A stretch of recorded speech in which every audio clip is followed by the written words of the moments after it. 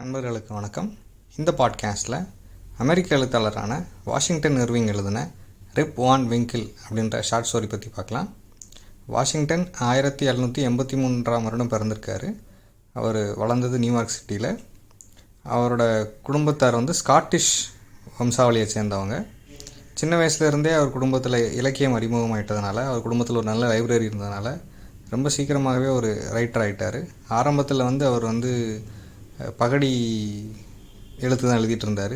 விமர்சன கட்டுரைகள் அந்த மாதிரி எழுதிட்டு இருந்தார், ஜொனாத்தன் ஓல்டர்சேல் அப்படின்ற புனைப்பெயரில். அதன் பிறகு தான் அவர் சிறுகதைகள்லாம் எழுத வர்றாரு.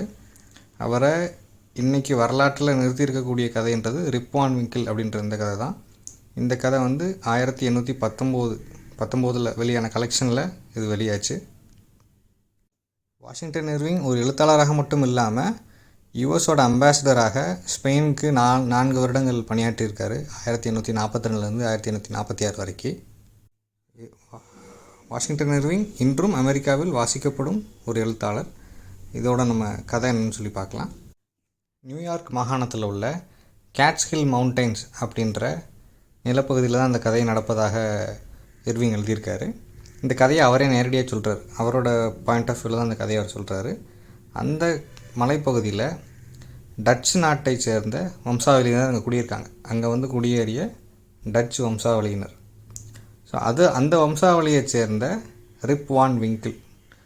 அவரோட முன்னோர்கள் எல்லாம் ரொம்ப வீரம் செறிந்தவர்கள், பல போர்களில் வென்றவங்க. ஆனால் ரிப் வான் விங்கிள் கொஞ்சம் ஒரு லேசி ஃபெல்லோ. அவருக்கு வழக்கமான உழைப்பில் விருப்பம் கிடையாது. அவர் நல்லவர் தான்.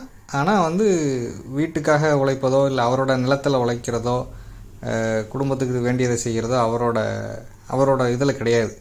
அவர் ஒரு ஹென்பெக்ட் ஹஸ்பண்ட் தான். மனைவியால் அடிக்கடி தினமும் எப்போதும் குறை சொல்லப்படும் ஒரு ஆளாகத்தான் இருக்கார். ஆனால் மற்றவங்களுக்கு ஊருக்காக உழைப்பவர். மற்றவங்களுக்கு ஏதோ ஒரு வேலை, ஏதோ ஒரு உதவினா அது எவ்வளோ கஷ்டமானதாக இருந்தாலும் செஞ்சு தருவார்.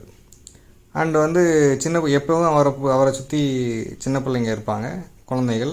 அவங்கக்கிட்ட அவங்களுக்கு நான் பேய் கதைகள் சொல்கிறது, அவங்களுக்கு விளையாட்டு பொருட்கள் செஞ்சு தர்றது, இந்த மாதிரி ஒரு ஜாலியான ஒரு ஆள். அவருக்கு இந்த அன்றாட உழைப்பில் விவசாய வேலைகளில் ஈடுபாடு இல்லாதனால மனைவி திட்டும்போது தோலை குலுக்கிட்டு தலையை ஆட்டிட்டு வீட்டிலேருந்து கிளம்பி வெளியில் போயிடுவார். அவரோட ஒரே ஃப்ரெண்டு அவர் வளர்க்குற நாய் தான். நாயோட பேர் வல்ஃப். இது ஃபன்னியாக இருக்கட்டும்னு சொல்லி இர்விங் வச்சுருந்துருக்கலாம், வாஷிங்டன் இர்விங். ஸோ அந்த அவரோட ஊரில் அவருக்கான பொழுதுபோக்கு என்னன்னு சொல்லி கேட்டால், அங்கே ஒரு இன் இருக்குது. இன்னுன்னா ஒரு பப்பு. அங்கே ஆட்கள் கூடி பேசுவாங்க. அவங்க கையில் அந்த வழியாக போகிற யாரோ ஒருத்தர் எப்போவோ உள்ள ஒரு நியூஸ் பேப்பரை கொடுத்துட்டு போயிடுவார்.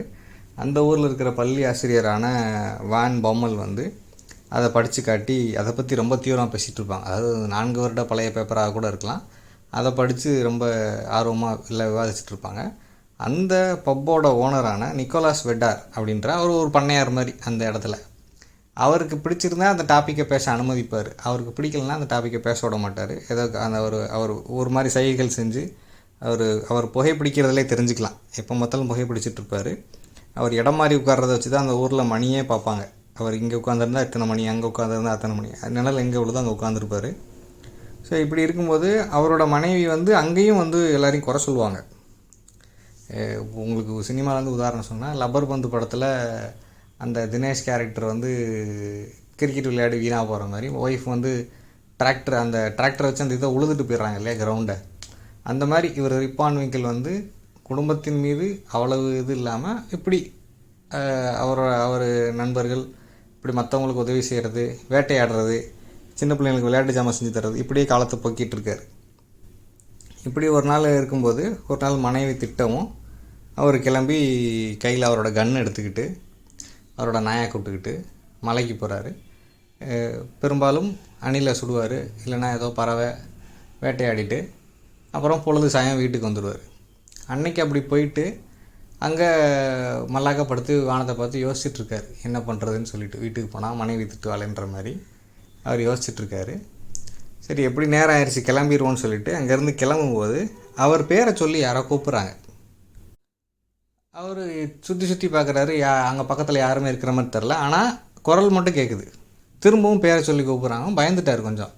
ஏன்னா அவர் பல கதைகள் கேள்விப்பட்டிருக்கார். மலையில் வந்து இந்த மாதிரி இப்போ நம்ம ஊரில் சொல்கிறோம் எங்கள் முனி நடமாடுது, பேய் நடமாடுதுன்ற மாதிரி.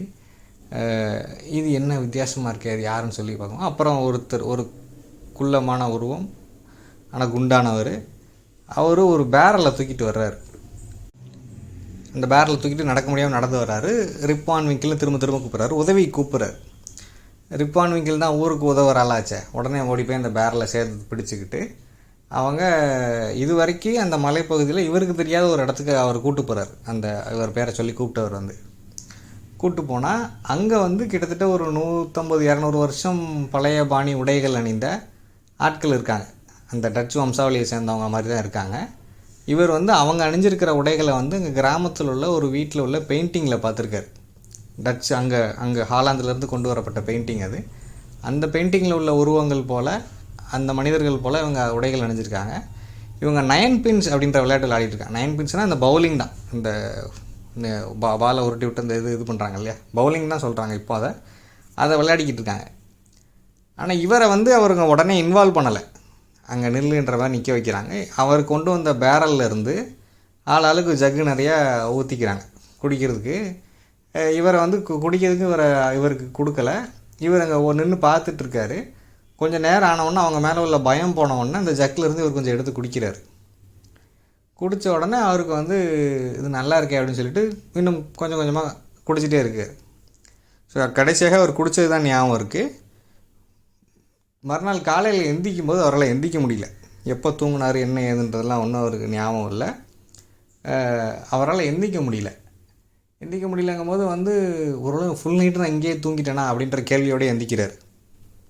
எந்திரிச்சிட்டு இடது பக்கம் பார்த்தா அவரோட கன்று வந்து துருப்பிடிச்சு கிடக்கு. அதோட கைப்பிடி வந்து கிட்டத்தட்ட கரையான் அரிச்சு போய் கிடக்கு.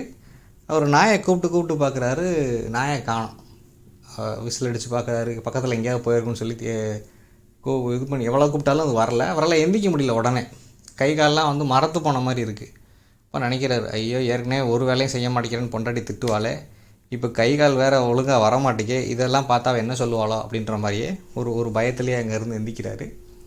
எந்திரிச்சு கஷ்டப்பட்டு அவர் வந்து கை காலெல்லாம் நெளிச்சு விட்டுட்டு எல்லா பக்கமும் தேடுறாரு.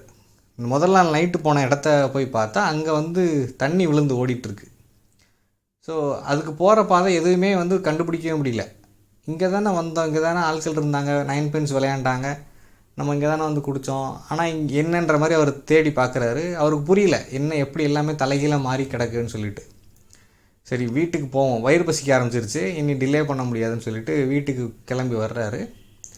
கிளம்பி வந்தால் அவர் ஊரில் எல்லாமே வித்தியாசமாக இருக்குது. எல்லாமே புதிய ஆட்களாக இருக்காங்க. இதுக்கு முன்னாடி அவர் ஊரில் எல்லாரையுமே அவருக்கு தெரியும். அவர் வந்தால் எல்லாருக்கும் மகிழ்ச்சி தான்.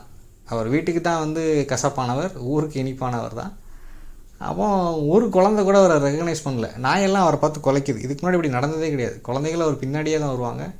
எந்த நாயும் அவர் கூட அவரை பார்த்தா வாலாட்ட தான் செய்யும். ஆனால் இப்போ நாய்கள் குலைக்குது, ஆள்கள் வித்தியாசமாக பார்க்குறாங்க. இவரை பார்க்கும்போது ஒவ்வொருத்தரும் நாடியை தடவுறாங்க. அப்போ இவர் தன்னோட நாடியை தடவும் போது என்ன தெரியுதுன்னா, கிட்டத்தட்ட 1 அடி நீளத்துக்கு அவரோட தாடி வளர்ந்துருக்கு அப்படின்றது அவருக்கு தெரியுது. அவருக்கு அதிர்ச்சியாக இருக்குது, 1 அடி நீளத்தில் எப்படி தாடி இருக்குன்னு சொல்லிட்டு. அப்போ இப்படியே தேடி எல்லாருமே புதுசாக இருக்காங்க. வீடுகள் கட்டப்பட்ட விதமும் வித்தியாசமாக இருக்குது. கொஞ்சம் வீட்டில் உள்ள பெயர்கள் வித்தியாசமாக இருக்குது. இவர் தேடி அவர் வீட்டுக்கு போகிறாரு. அவர் வீட்டுக்கு போனால் மனைவி அங்கே இல்லை. வீடு வெறிச்சோடி கிடக்கு. உள்ளே போய் கூப்பிட்டு பார்க்குறாரு. மனைவி பேரை சொல்லி கூப்பிட்றாரு, மகள் பேரை சொல்லி கூப்பிட்றாரு. யாரையும் காணோம். எங்கே போயிட்டாங்க எல்லாரும்னு சொல்லிட்டு அங்கேருந்து கிளம்பி அந்த பப்புக்கு வர்றாரு. பப்புக்கு வந்தால் அந்த பழைய பப்பு இருந்த இடத்துல வேறு மாதிரி ஒரு பப்பு இருக்குது. அங்கே வேறு ஒரு கொடி பறந்துட்டுருக்கு. அவர் எங்கே உட்காந்து ஸ்மோக் பண்ணுவாரோ அந்த இடத்துல கிங் ஜார்ஜ் படம் இருந்த அந்த இடத்துல வாஷிங்டனோட படம் இருக்குது. ஜார்ஜ் வாஷிங்டனோட படம், கிங் ஜார்ஜ் படம் போயிட்டு இவர் ஜார்ஜ் வாஷிங்டனோட படம் இருக்குது. இவர் கையில் துப்பாக்கியோடு அங்கே வந்த உடனே அங்கே விவாதிச்சுட்டு இருந்தால் கொஞ்சம் முக்கியமான ஆட்கள். அப்போ இப்போதைக்கு அந்த இடத்துல அவங்க தான் முக்கியமான ஆட்கள்.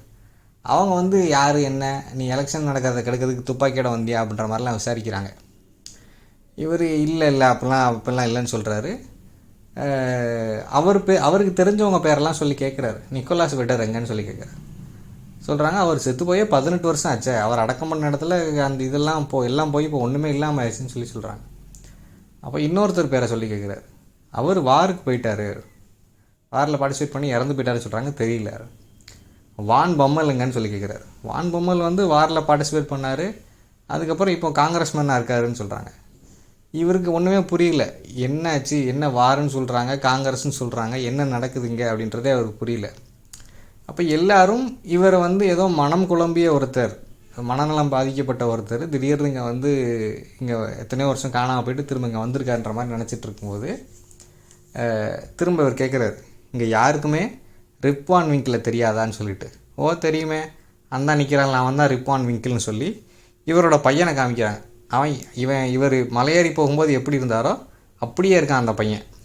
ஒரு தூரத்தில் நின்றுட்டு இவரை போலவே தான், இவரோட ஜீன் தானே, அவனுக்கு வேறு எந்த வேலைகள்லையும் ஆர்வம் இல்லை. ஒரு மரத்துக்கு கீழே நின்று ஒரு புல்லை வாயில் வச்சு கடிச்சிக்கிட்டு இருக்கான். அப்போ இவர் அதிர்ச்சியில் பார்க்குறாரு, அது நான் தான், ஆனால் நான் இங்கே இருக்கேன். அப்போ அது யார்? அவருக்கு புரியல. ஐயோ என்ன நடக்குதுன்னே தெரியல, எதனால் அப்படி ஆச்சு தெரியலன்னு சொல்லிட்டு. அப்போது ஒரு பொண்ணு அங்கே வர்றாங்க, ஒரு இளம்பெண், கையில் ஒரு குழந்தை வச்சுருக்காங்க. அந்த குழந்தைய சும்மா பயப்படாதுன்னு சொல்லி திட்டுறாங்க. அப்போது அந்த குழந்தைய பார்த்தோன்னே அவருக்கு தெரியுது அவளோட மகள் தான் சொல்லிட்டு. அப்போ அவர் சொல்கிறாரு அப்பா தான் சொல்லிவிட்டு அந்த பொண்ணையும் பேரனையும் கட்டி பிடிச்சி அழுகிறாரு. அம்மா எங்கன்னு கேட்குறாரு. அம்மா இறந்து போயிட்டாங்க. ஒருத்தன் கூட நடந்த வாக்குவாதத்தில் டென்ஷன் ஆகி நரம்பு அடிச்சு இறந்துட்டாங்கன்னு சொல்கிறாங்க. அவருக்கு இந்த மொத்த குழப்பத்தில் அவருக்கு நிம்மதி தந்த ஒரே செய்தி மனைவி இல்லை அப்படின்றது தான். இனிமேல் மனைவி கிட்ட திட்டு வாங்க வேண்டாம் அப்படின்றதான் அவருக்கு ஒரே ஆறுதலான செய்தி. இப்போ அந்த பொண்ணை அவரை வீட்டுக்கு கூட்டிகிட்டு போகிறாங்க. கூட்டிகிட்டு போனவுடனே அவங்க கேர்டேக் பண்ணுறாங்க.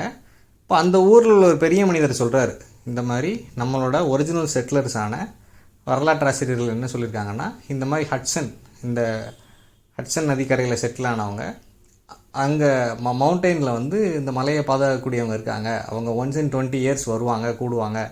இந்த மாதிரி ஒரு புராண கதையை அவர் சொல்கிறார். இப்போ ரிப் வான் விங்கிள் சொன்னது உண்மை தான். அவர் அவங்கள மீட் பண்ணி அவங்களோட பானத்தை அருந்தினதுனால தான் கிட்டத்தட்ட 20 வருஷம் தூக்கத்திலேருந்து தூங்கிட்டு முழிச்சு வந்திருக்கான் அப்படின்னு சொல்லிட்டு. அப்போ இந்த 20 வருஷத்தில் என்ன மாற்றம் நடந்துருச்சு அமெரிக்காவில் அப்படின்னா, அவங்க பிரிட்டிஷ் ஏகாதிபத்தியத்தை தூக்கி எறிஞ்சிட்டு தங்களை சுதந்திர நாடாக அனௌன்ஸ் பண்ணிட்டாங்க. கிட்டத்தட்ட 8 வருடங்கள் நடந்த போரோட முடிவில் 13 அமெரிக்க மாகாணங்கள் யுனைடெட் ஸ்டேட்ஸ் ஆஃப் அமெரிக்கான்னு சொல்லி அனௌன்ஸ் பண்ணிட்டாங்க. அது நடந்த பிறகு தான் இவர் இங்கே வந்திருக்கார். அவர் உறக்கத்தில் இருந்தபோது இது எல்லாமே நடந்துருச்சு. இவ்வளவு மாற்றங்கள் அவரோட ஊரில் நடந்துருச்சு.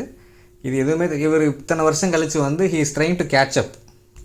நீங்கள் ஒரு 10 வருஷமாக உங்கள் ஃப்ரெண்ட்ஸை பார்க்கல அப்படின்னா, ஒரு 4 பேர் காண்டாக்டில் இருக்காங்க, நீங்கள் மட்டும் காண்டாக்டில் இல்லை அப்படின்னா, அப்போ திரும்ப நீங்கள் போய் பேசும்போது எவ்வளோ விஷயங்கள் விடுபட்டு போனதெல்லாம் ஒன்று ஒன்றா தெரிய வரும் இல்லையா?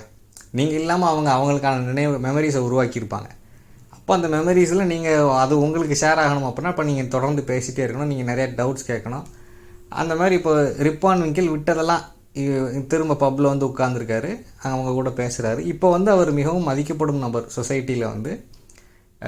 அவர் ஏன்னா இப்போ அவருக்கு எந்த கட்டாயமும் இல்லை, அவர் போய் இப்போ வேலை பார்க்கணும் வைக்கணும்னு எதுவும் இல்லை, அவர் அங்கே உட்காந்து பேசிகிட்டு இருக்கார். ஸோ அவருக்கு என்ன ஒரு ஆறுதல் என்ன அப்படின்னா, இப்போ மனைவி இல்லைன்றதுனால அவர் விருப்பம் போல் இருக்க முடியுது. அண்ட் ஊரில் எல்லாருமே எல்லாருமே என்ன ஏங்குறாங்க அப்படின்னா, ரிப் வான் விங்கிள் மாதிரி போயிட்டு ஒரு 20 வருஷம் கழித்து வரணும்பா அப்படின்ற மாதிரி. ஸோ இது ஒரு சுவையான ஒரு கற்பனை கதை. இப்போ இந்த கதையோட பாதிப்பில் தமிழில் சினிமா வந்திருக்கு, உலகம் முழுவதும் சினிமா வந்திருக்கு.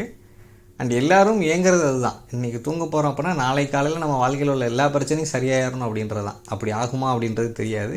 ஆனாலும் ஒவ்வொரு நாளும் நம்மளால் தூங்க முடியுதுன்னா அதான காரணம். நாளை காலையில் இன்றைய நாளோட மறுநாள் பெட்டராக இருக்கும் அப்படின்னு சொல்லிட்டு எந்திக்கும் போது என்ன நம்பிக்கையில் எந்திக்கிறோம், இன்றைய நாள் பெட்டராக இருக்கும் அப்படின்னு தான். ஸோ இந்த கதையின் வழியாக ஒரு கால மாற்றத்தையே அவர் சொல்கிறார். வாஷிங்டன் இர்விங் அமெரிக்கா எப்படி மாறிடுச்சு, அதில் உள்ள அந்த பரபரப்பு தன்மையை சொல்கிறார். முதல்ல இருந்த அந்த பிரிட்டிஷ் காலனிஸ்ட்ஸ் இல்லை இப்படி காலனிகளாக குடியேறியவங்க வாழ்க்கையில் இருந்த நிதானம் அமெரிக்காவாக சுதந்திரம் பெற்ற உடனே அது இல்லாமல் போயிருச்சுன்னு சொல்கிறார். அந்த எலெக்ஷன் நடக்கிற இடம் எவ்வளோ பரபரப்பானதாக இருக்குது, மக்கள் எவ்வளோ பரபரப்பானவங்களாக மாறிட்டாங்க. இந்த கதை 1800களில் நடக்குது. அப்போவே அந்த பரபரப்பு அவங்களுக்குள்ள குடி வந்துருச்சு. ஸோ இந்த கதை உங்களுக்கு பிடிச்சிருக்குன்னு நம்புகிறேன். நான் கதையோட அவுட்லைன் மட்டும் தான் சொல்லியிருக்கேன். கதையில் நிறைய ஃபைன் டீட்டெயில்ஸ் இருக்குது, நீங்கள் படித்தா தெரியும். நிறைய புதிய ஆங்கில வார்த்தைகள் இருக்குது. ஸோ நீங்கள் நேரடியாகவும் அதை வாசித்து பார்க்கலாம். பட் பொறுமையாக கேட்டதுக்கு நன்றி. இன்னொரு பாட்காஸ்ட்டில் மீட் பண்ணலாம். தேங்க்யூ.